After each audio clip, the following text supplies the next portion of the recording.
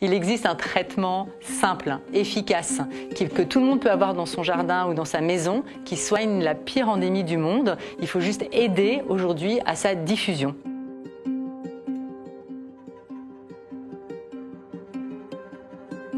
Alors, le paludisme est une maladie infectieuse, parasitaire, qui est due à un petit parasite qu'on appelle le plasmodium. Il y en a plusieurs sortes et il entre dans notre corps par une piqûre d'un moustique particulier qui s'appelle l'anophèle. Et c'est la femelle anophèle qui vous transmet ce petit parasite qu'on appelle le plasmodium, qui va directement aller dans la circulation du sang, va se cacher dans le foie, va se multiplier, va repartir dans la circulation sanguine et là coloniser les globules rouges. Ils vont rentrer dedans, se multiplier et faire exploser les globules rouges. Le paludisme, ou malaria, responsable de plus de 500 000 morts par an, est la première maladie parasitaire au monde. En 2013, 198 millions de personnes ont été infectées, la plupart dans les pays pauvres. Le paludisme touche près d'une centaine de pays, particulièrement dans les zones tropicales. À elle seule, l'Afrique concentre 90% des cas de paludisme, loin devant l'Asie et le Proche et Moyen-Orient. Avec plus de 20 millions de cas, le Nigeria et la République démocratique du Congo paient le plus lourd tribut.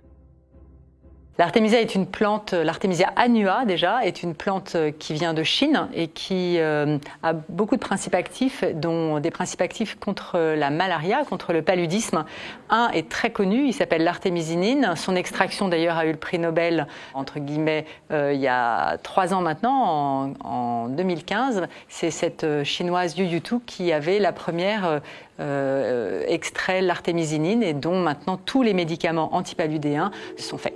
Voilà, donc c'est important de parler de l'artémisia parce qu'en fait cette plante prise en tisane en fait soigne très bien aussi le paludisme. Il n'y a pas que l'extrait médicamenteux dont on fait les médicaments qui soignent la malaria. Elle est très connue, elle est connue depuis des millénaires, en particulier en Chine, et où elle soigne extrêmement bien le paludisme depuis tout ce temps.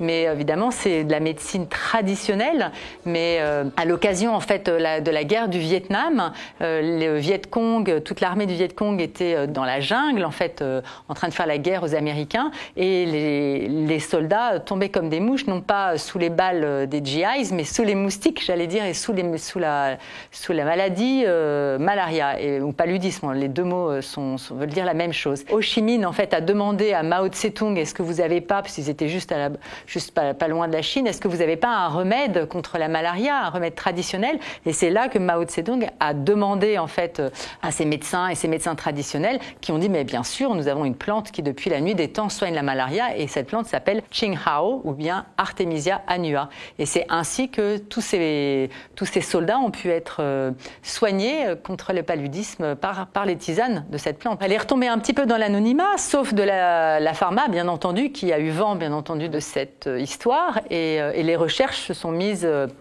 à se multiplier dans les labos pharmaceutiques, mais l'artémisinine, donc cette molécule qui est extraite de l'artémisia annua, très active contre le plasmodium, a ce qu'on appelle une demi-vie, c'est-à-dire combien de temps elle va vivre dans un tube à essai extrêmement courte, de quelques heures. Donc en fait, ça a été très difficile à stabiliser. Et il a fallu faire des dérivés en fait de l'artémisinine pour pouvoir les mettre dans un comprimé et pour pouvoir l'ingérer. Et puis en même temps, elle était extrêmement toxique, enfin toxique pour beaucoup de... Voilà, donc il a fallu vraiment beaucoup travailler pour arriver à un médicament qui soit administrable aux gens pour pouvoir être guéri contre le palud. Mais le paludisme a quand même une particularité quand même assez grave. C'est-à-dire que le plasmodium, ce petit agent infectieux, en fait, est capable de muter et de devenir résistant aux médicaments assez rapidement, en quelques années. Et donc, je pense que vous connaissez la fameuse Nivaquine, qui a été donc utilisée pendant des années contre le paludisme par des millions et des millions de personnes. Aujourd'hui, il n'a quasiment pas d'effet. Donc, on a été obligé de rentrer dans une sorte de course à avoir des médicaments efficaces contre le paludisme et que ces médicaments, il a fallu les renouveler et trouver des nouvelles molécules, des nouvelles associations pendant des décennies et des décennies. On est encore dans cette course-là. Et donc, l'artémisinine est arrivée sur le marché, mais en quelques années, les premières résistances sont apparus, en particulier au Cambodge, donc en Asie du Sud-Est, et on a été obligé très rapidement de combiner en fait l'artémisinine avec d'autres molécules dérivées souvent de la quinine, mais pas que, pour prendre en fait le plasmodium en étau avec plusieurs molécules pour qu'il puisse ne pas trop muter et ne pas trop être résistant en fait à ces médicaments. Donc aujourd'hui, les médicaments de base contre le paludisme s'appellent ACT et c'est vraiment un mélange en fait de plusieurs molécules qui aujourd'hui peut terrasser le plasmodium.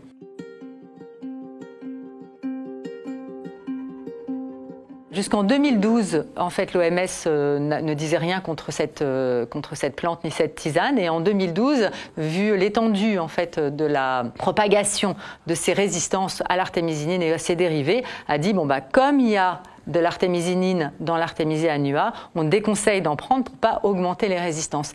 Mais ce qui est très dommage, c'est qu'il n'y a pas eu assez d'études à ce moment-là sur l'Artemisia annua, qui est quand même un produit extrêmement facile à diffuser et pour les populations à prendre, et surtout local, efficace, etc. Le professeur Ludgen a fait connaissance avec l'Artemisia au moment où il prenait sa retraite et rejoignait une ONG active dans la lutte contre le paludisme. On a fait des programmes de plantation au Pérou, au Cameroun. On a lancé des bourses avec des Sénégalais et des Péruviens, tout ça financé par notre ministère de la Coopération et par le Fonds national de la recherche.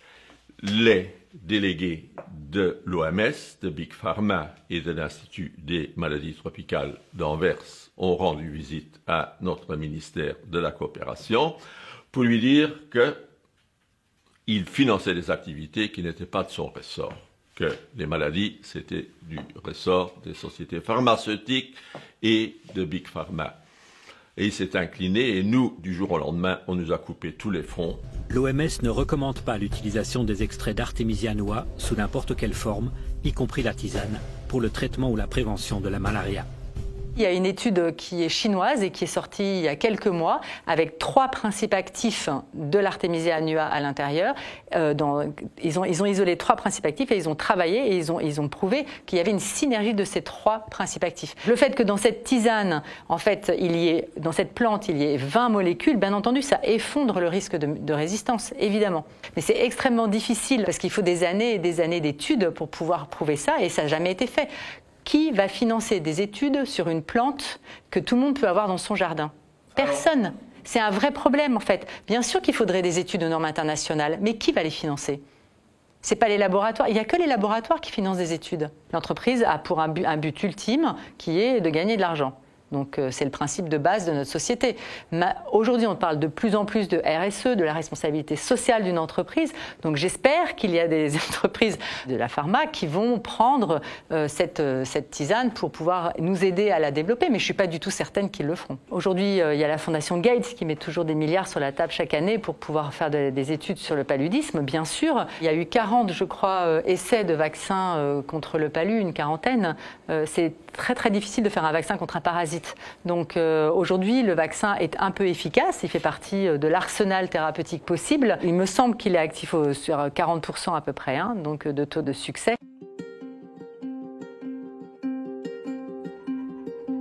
Notre association, on a en 95-96, on a réalisé 6 études cliniques.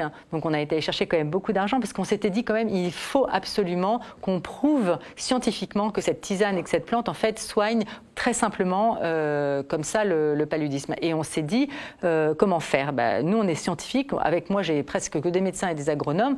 On s'est dit il y a une seule solution, c'est de le prouver. Et si la pharma et le monde dans lequel on est, en fait, ne peut pas payer, entre guillemets, cette étude, on va le faire nous-mêmes. Et donc c'est comme ça qu'on est allé chercher pas mal d'argent pour pouvoir diligenter, aider une équipe africaine à faire cette étude clinique. On est au bout d'un système. On est au bout d'un système qui enferme, en fait, des solutions comme celle-ci, par exemple, dans une impossibilité d'être financées.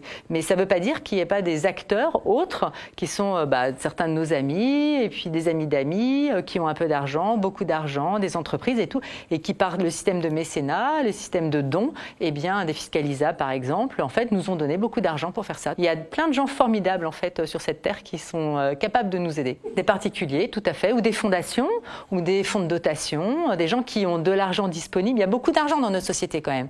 Et c'est des gens qui mettent au service d'une cause qu'ils trouvent noble, qu'ils ont choisi. On leur a expliqué qu'est-ce qu'on faisait, pourquoi on le faisait. On leur a montré les études médicales qui étaient en cours, qui ont déjà été faites, etc. Enfin, on les a convaincus que c'était important qu'ils nous donnent cet argent pour pouvoir réaliser ces études cliniques, pour qu'une fois pour toutes, aux normes internationales, hein, les études cliniques bien sûr, pour qu'une fois pour toutes, ça soit prouvé que cette plante en tisane soigne parfaitement bien le paludisme. Ben, on en a fait une, en tout cas pour le paludisme, et elle est en cours de publication là. Normalement, elle va être publiée dans pas longtemps. Elle a été faite au Maniema, près de Kindu, et dans 5 hôpitaux. Voilà, et l'investigateur était le docteur Jérôme Munyangui, qui est un médecin extrêmement courageux. Et son histoire est racontée dans le film documentaire Malaria Business. Et il a quand même été empoisonné au milieu de l'étude parce que ça gênait trop d'intérêt sur place. Les résultats sont en effet spectaculaires. Alors que les médicaments ACT sont jugés efficaces à 80%, la tisane affiche un score de 99% et sans effet secondaire, contrairement aux médicaments.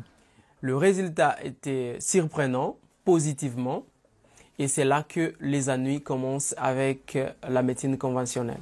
Je commençais à me sentir trop mal, je vomissais, je n'arrivais plus à manger, ça fait presque une semaine, et j'avais des douleurs au niveau de l'estomac qui étaient un peu trop atroces. Et là, je suis parti à Goma d'urgence pour faire les examens. Et c'est là qu'on m'a diagnostiqué, voilà, et vous étiez empoisonné. À votre avis, d'où viennent ces ennuis ? À mon avis, les ennuis viennent de firmes pharmaceutiques.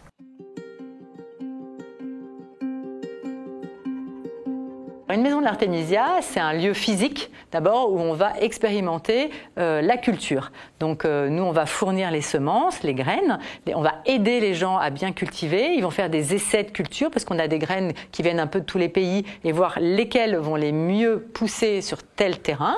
Donc ça, c'est les premiers 6 mois, grosso modo, c'est ça.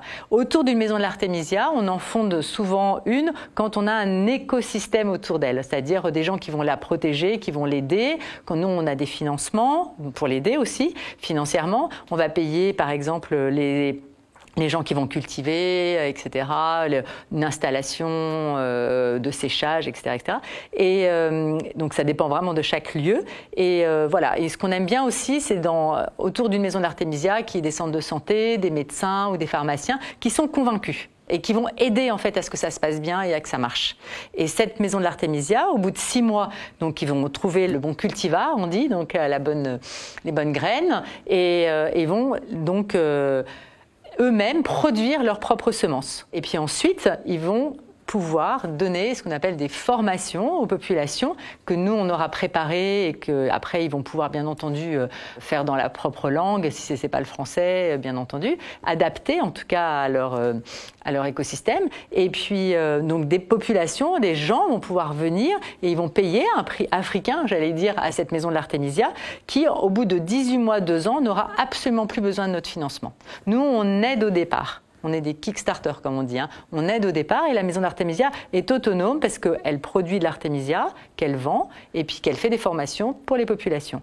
Et en plus, dans les pays où l'artémisia n'est pas encore autorisée à la vente, en fait, la plupart du temps, c'est eux qui font, avec nous, on les aide énormément aussi pour faire le dossier pour demander l'accréditation, enfin l'autorisation de vente de l'artémisia. Bonjour et bienvenue.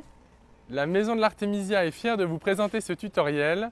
Je m'appelle Pierre et je vais vous guider dans toutes les étapes de la culture de l'artémisia. Tout d'abord, pour commencer, ce qui est important, c'est de bien différencier les 2 variétés d'artémisia qui sont cultivées. On a l'artémisia afra ici, qui elle vient d'Afrique du Sud.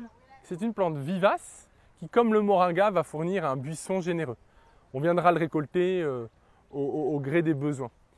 Cette plante-là, malheureusement, ne va pas fournir de graines, ou très peu.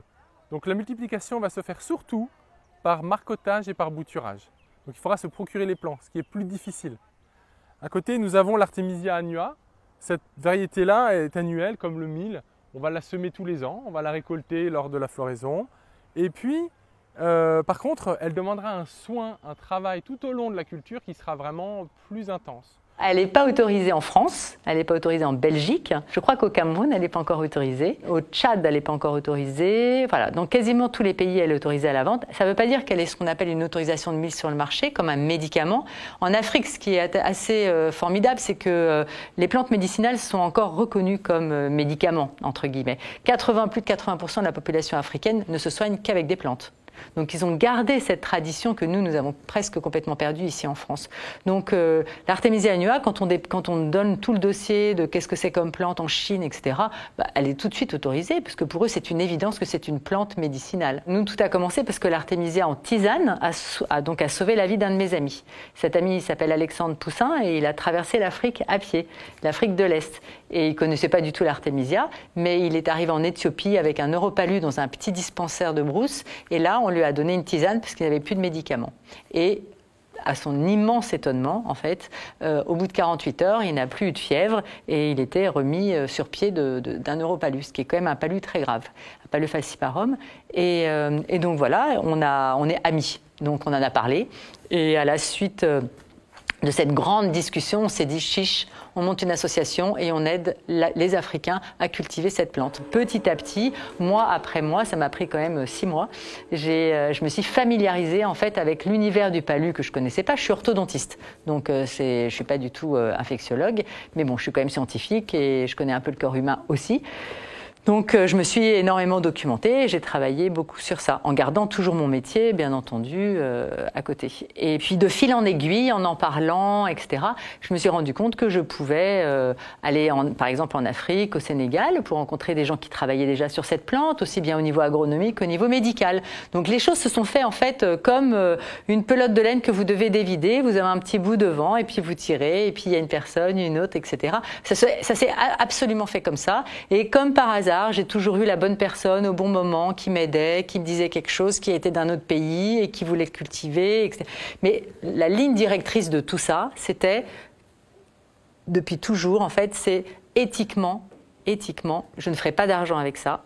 Et éthiquement, on donnera tout ce qu'on a, tout ce qu'on découvre et tout ce qu'on fait pour les populations les plus défavorisées. D'ailleurs, on est en train de terminer un très grand site web qui va donner absolument ouvertement à tout le monde l'accès à tous nos documents. C'est une évidence que d'autres plantes sont d'une richesse absolument extraordinaire. La chimie a du bon. Je ne suis pas contre la pharma. La chimie a du bon, elle sauve la vie de millions de personnes tous les jours. Donc ça n'a aucun sens d'être contre, ça n'a aucun sens.